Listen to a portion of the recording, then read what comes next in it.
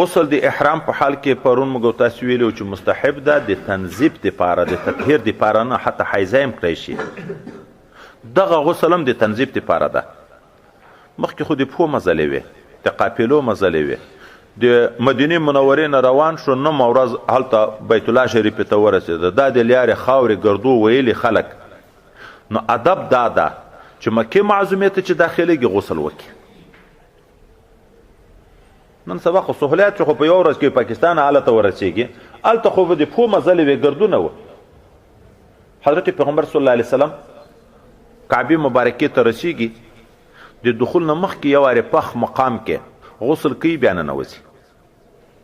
حضرت عبدالله ابن عمر رضی الله تعالی عنه چې تابع تام د سنتو د رسول الله صلی الله علیه وسلم باندې مشهور و دا چې مکې معظمې ته بتلو خو ما درته ویلو چې شپېته حج یې کړي و تقریبا څومره عمرې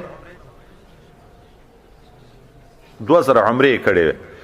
دا به چې مکې معظمې ته داخلېدو نږدې به وه شپه به یې دلته کړه لکه وروسته باب را روان د نبی علیه السلام په شپه کې نه ننوت په ورځ کې نږدې به ورسېدی به شوی شپه بیا رسوی شوی خو ده به شپه دلته کړه بیا به سهار غسل وکړو بیا به روان شو ځکه حضور پاک صلی الله علیه وسلم شپه دلته کړې غسل یې کړی په ورځ کې بیا ننوتلی د مکې معظمې ته دا د آدابو د مکې معظمې نه دي لکه د آدابو د مدینې منورې نه هم دغه دي چې سړی چې بیا د مکې معظمې نه لاړ شي مدینې منورې ته چې داخلېږي هلته هم ادب دا ده چې سړی غسل وکړي پاکې یا نوې جامې واغوندي خوشبویي استعمال کړي پس د هغه نه حرام د مدینې منورې ته داخل شي دا مستحبي دي فرضي او واجبي سنتو د حج د مناسکو د جملې نه دي چې حج په خرابېږي خو آداب د مستحب دا ده چې د مکې معظمې او د مدینې منورې حتی الامکان سره احترام وکړي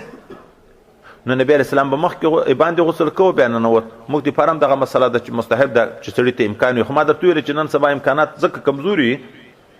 چې په خپل اختیار کې نه یې لاړ چې په جده کې کوز شي جده کې پاساپورټونه هلته هغه خپله ډبو ته تسلیمیږي هغه خپل مکتبې لري هلته شرکت ته لکه مثلا هغه هوټلې ځایونه معلومې مسافرخانې ته خپله اختیار باندې نشي تللی بس په بس کې دې کېنئ که په شپه روان شو که په ورځ روان شو شپې په 12 بجو یې دننه نناستې 1 بجه ننوتې خو موټر دې ډېر سپرېږي وړي دې هلته دې کوزوي تا ته په لار کې بیا نه درېږي هلته خو بهر تقدیر امکان چې وي سړي ته ممکن وي نو دا غسل مستحب ده که مکې معظمې ته داخلېږي که مدینې منورې ته